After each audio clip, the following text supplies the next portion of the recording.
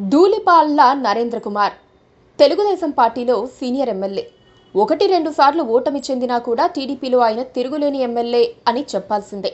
ఉమ్మడి గుంటూరు జిల్లాలో, అందులోనూ పొన్నూరు అసెంబ్లీ నియోజకవర్గంలో ధూళిపాళ్ల కుటుంబానికి తిరుగులేదు.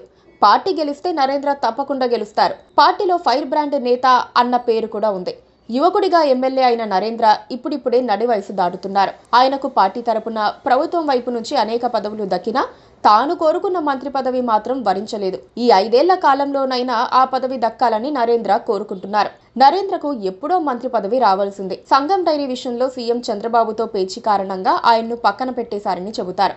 ఎంతమంది చెప్పినా చంద్రబాబు మాత్రం ఆ ఒక్కటి అడక్కు అన్నట్లుగా వ్యవహరించారు. సంగం డైరీ చైర్మన్ పదవి వదులుకుంటే ఏదైనా ఇస్తానని ఒకప్పుడు చంద్రబాబు ఆఫర్ ఇచ్చారు. సంగం డైరీ తన కుటుంబానిదని, దాని విషయంలో ఎవరి జోక్యం సహించేది లేదని ధూళిపాళ్ల నరేంద్ర ప్రకటించడంతో చంద్రబాబుకు బాగా కోపం వచ్చింది. ఎమ్మెల్యే టికెట్ ఇస్తున్నారే తప్ప మంత్రి పదవి మాత్రం కట్టబెట్టడం లేదు.